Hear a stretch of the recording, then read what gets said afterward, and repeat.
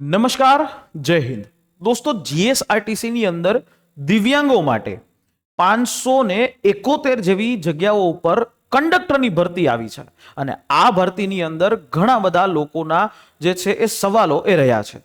વાત ફોર્મ ભરાવાની તો ફોર્મ ભરાવાનું 16 તારીખથી શરૂ થઈ ચૂક્યું છે અને પહેલી તારીખ સુધી આમાં ફોર્મ ભરાશે, પહેલી ઓક્ટોબર સુધી।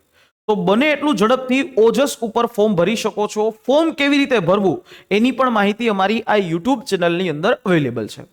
વાત કરીએ કે ભાઈ જીએસઆરટીસી દિવ્યાંગ સ્પેશિયલ ભરતી, તો સૌથી પહેલો એક પ્રશ્ન ઊભો થાય કે સાહેબ પગાર કેટલો મળે, કામ શું કરવાનું હોય, કેટલા કલાકની ડ્યુટી હોય, કારણ કે દિવ્યાંગો છે તો દિવ્યાંગોને આ એક પ્રશ્ન છે ઊભો રહેતો હોય।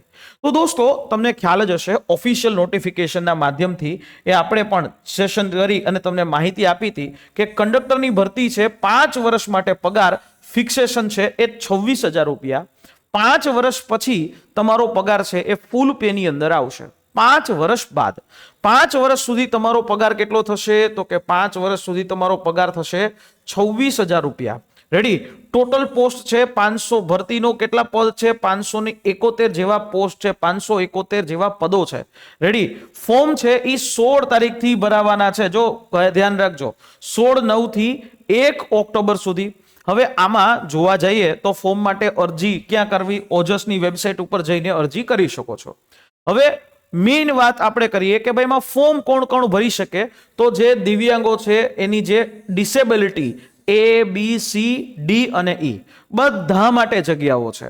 બધા એમ કહું કે દિવ્યાંગતા ઉપરની જે પણ કેટેગરી આવે છે A, B, C, D અને E, એ બધા જ દિવ્યાંગો માટે અહીંયા એને નોકરી કરવાનો મોકો મળે છે।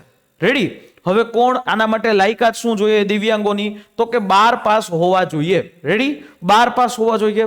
પછી આવે તો કે આના માટે તમારે કંડક્ટરનું લાયસન્સ જોઈએ અને કંડક્ટરનું લાયસન્સની સાથે સાથે ફર્સ્ટ એડ સર્ટિફિકેટ જોશે।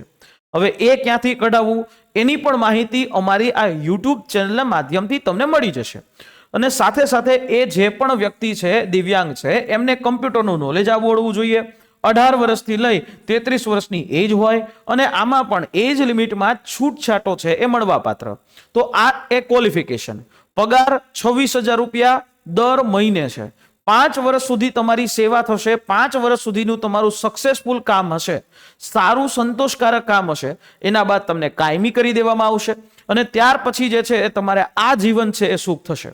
હવે આની મેઇન ફરજો શું હોય, કંડક્ટરનું કામ શું હોય, તો કે કંડક્ટરે બસની અંદર જઈ બસની માટે જે પેસેન્જરો આવે છે એને ટિકિટ ઇસ્યુ કરવાનું થાય, ટિકિટ છે એ આપવાની થાય। ચાલુ બસની અંદર ઊભા રહી અને એમાં તમારે ઈ ટિકિટ જે છે, હવે તો મશીન આવી ગયા, પહેલા તો ડાયરેક્ટલી એ પેપરની ટિકિટ આપવામાં આવતી હતી, હવે તો મશીનથી આખી ટિકિટ જે છે એ આપવામાં આવે છે। એટલે આ એ પૈસા જે આપે એ પૈસા તમારે રાખવાના અને ઈ પૈસા તમારે ડેપોમાં જમા કરાવી દેવાના। સાથે સાથે તમને જે કંઈ પણ પેસેન્જરો કોઈ બસ વિશે પૂછે છે તો એ બસના સ્ટોપ આવી ગયું છે ભાઈ, તો એની માટે જાહેરાત કરવાની। બરાબર। તમારે દિવ્યાંગ મુસાફરો હોય, મહિલા મુસાફરો હોય, સિનિયર સિટીઝનો હોય, એમને હેલ્પ કરવાની, જે કામ તમારું એ બેઝિક કામ છે એના ટ્રાવેલિંગ વખતે। ટ્રાફિકની અંદર વાત કરીએ, સુરક્ષાની વાત કરીએ, ઘણી વખત બસ છે એ બ્રેકડાઉન થાય, એટલે કે બસ છે એ ખોટકાઈ જાય અથવા તો બસ છે એને આગળ ચલાવવામાં ટ્રાફિક જંકશનમાં એ તમારા ડ્રાઈવર છે એને મદદ કરવાની। આપણે એક બેલ છે એ જોયો છે એસટી બસની અંદર, આજની તારીખે બધી એસટી બસોમાં ઉપર કંડક્ટરની ઉપર બેલ વગાડીએ એ જેથી કરીને ખબર પડે ડ્રાઈવરને કે આ જગ્યાએ આ સ્ટોપમાં ઊભું રહેવું છે। બરાબર। તો આવું કામ એનું હોય। માની લ્યો ક્યારેક કોઈક અકસ્માત થાય છે તો એ વખતે પ્રાથમિક સારવાર એ આપી શકાય, તો એ કામ જે છે કરવાનું રહેશે। બ્રેકડાઉન થાય, બસ ફેલ થાય, આવું બધું વસ્તુ થાય તો ત્યારે તમે નજીકના ફટાફટ ડેપો ઉપર જાણ કરી નવી બસ મંગાવો, રસ્તામાં તમારા પેસેન્જરો છે એ ન હેરાન થાય એના માટે, તો એવો સપોર્ટ તમારે ડ્રાઈવરને કરવાનું રહેશે। પણ હા, એક વસ્તુ છે, કંડક્ટરની જોબની અંદર હંમેશા એક વસ્તુ રહી છે, ચૂંટણી ફરજો એ આપવામાં આવે છે।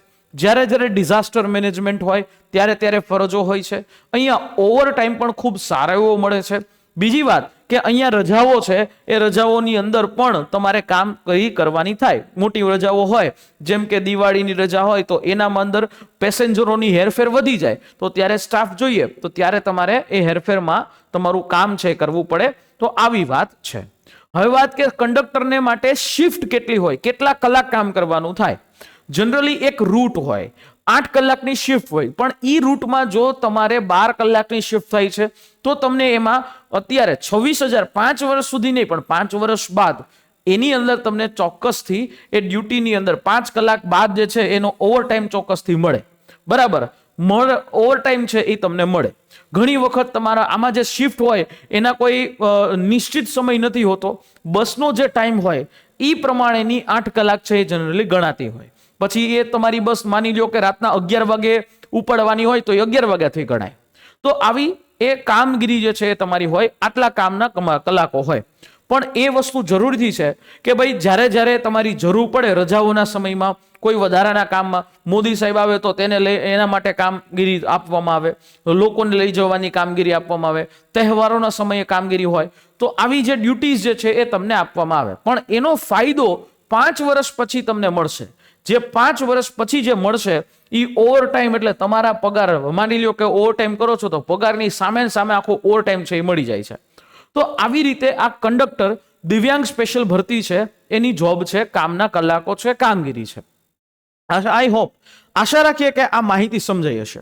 અને જો તમે કંડક્ટર દિવ્યાંગની અંદર ફોર્મ ભરી રહ્યા છો તો આની અંદર તમારા માટે લક્ષ્યમ એકેડેમી, કારણ કે પરીક્ષા છે અને એ પરીક્ષાની તૈયારી કરવા માટે લક્ષ્યમ એકેડેમી આખો જે રેકોર્ડેડ બેચ જે ઓલરેડી રેડી છે, તમારે એમાંથી ભણી શકો છો અને તૈયારી કરી શકો છો. બધી જ વસ્તુઓ છે એ તમને મળી રહી છે માત્ર 1099માં.